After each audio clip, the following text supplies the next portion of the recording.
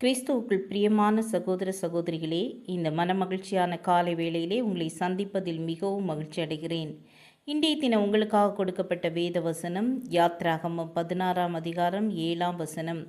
விடியற்காலத்தில் கர்த்தருடைய மகிமையையும் காண்பீர்கள். கர்த்தருக்கு விரோதமான முறுமுறுப்புகளை அவர் கேட்டார். நீங்கள் எங்களுக்கு விரோதமாய் முறுமுறுக்கிறதற்கு நாங்கள் எம்மாத்திரம் என்றார்கள். நாம் வாழ்ந்து கொண்டிருக்கின்ற இந்த உலகத்தில் நம்மை மெய்சிலிர்க்க வைக்கின்ற அநேக இயற்கையான இடங்களை நாம் காண்கின்றோம். அவைகளை காணும்போது கர்த்தருடைய படைப்பின் சிறப்பை நம்மால் உணர முடிகிறது. அவைகள் அற்புதமானவைகள். அதுதான் கர்த்தருடைய மகிமை. மகிமையில் நாம் 2 விதங்களை பார்க்கிறோம். ஒன்று, கர்த்தருக்கு நாம் செலுத்த வேண்டிய புகழ்ச்சி அல்லது கனம். 2வது, கர்த்தர் நம்முடைய வாழ்வில் செய்கின்ற மகிமையான செயல்கள். உலக மனிதர்கள் நம்மை புகழ வேண்டும், கனம் பண்ண வேண்டும் என்பதற்காக நாம் அநேக காரியங்களை செய்கிறோம். பின்னர் அவற்றையெல்லாம் மறந்து விடுவார்கள். இப்படிப்பட்ட புகழ்ச்சியினால் நமக்கு பிரயோஜனம் ஒன்றுமில்லை. என்னை கனம் பண்ணுகிறவர்களை நானும் கனம் பண்ணுவேன் என்று வேதத்தில் கர்த்தர் சொல்லுகிறதை பார்க்கிறோம்.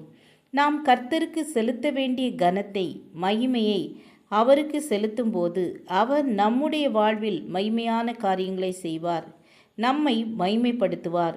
ஒரு கிராமத்தில் அநேக மாதங்களாக மழை இல்லாததால் ஜனங்கள் மிகவும் பஞ்சத்தில் வாழ்ந்து கொண்டிருந்தனர். அந்த கிராமத்தில் ஒரு அழகான திருச்சபை இருந்தது. அன்று அந்த திருச்சபையில் நடந்த ஆராதனையில் சபை ஊழியர் அவர்கள் கர்த்தருடைய மகிமை குறித்து பிரசங்கம் பண்ணினார். இன்று நாம் கர்த்தருடைய மகிமையை காணப்போகிறோம். இன்று மாலை 5 மணிக்கு நம்முடைய ஆலயத்தில் மழைக்காக ஜெபம் ஏறெடுக்கப் போகிறோம். யாவரும் அதில் கலந்து கொள்ளுங்கள் என்று அறிவிப்பு கொடுத்தார். மாலை 5 மணிக்கு சபை மக்கள் அனைவரும் ஆலயத்திற்கு வந்தனர். ஒரு சிறுவன் தன் கையில் குடையுடன் வந்தான். அவனை பார்த்த மற்றவர்கள் அவனை கேலி செய்தனர். அந்த சிறுவன், நான் மழைக்காக ஜெபிக்க வந்திருக்கிறேன், ஆண்டவர் என்னுடைய ஜெபத்தை கேட்டு மழையை தருவார் என்று தன்னை கேலி செய்தவர்களிடம் கூறினான். ஜெபம் ஆரம்பித்தது. எல்லாரும் மழைக்காக ஜெபித்தனர். ஜெபம் முடிந்து எல்லாரும் ஆலயத்திற்கு வெளியே வரவும் மழை பெய்ய தொடங்கியது.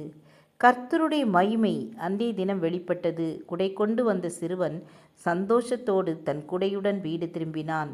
மற்றவர்களோ அந்த சிறுவனின் விசுவாசத்தை கண்டு வியந்தனர். ஜெபம் செய்வோம்.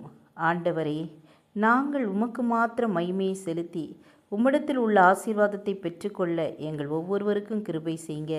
இயேசுவின் நாமத்தில் பிதாவே, ஆமேன், ஆமேன். God bless you.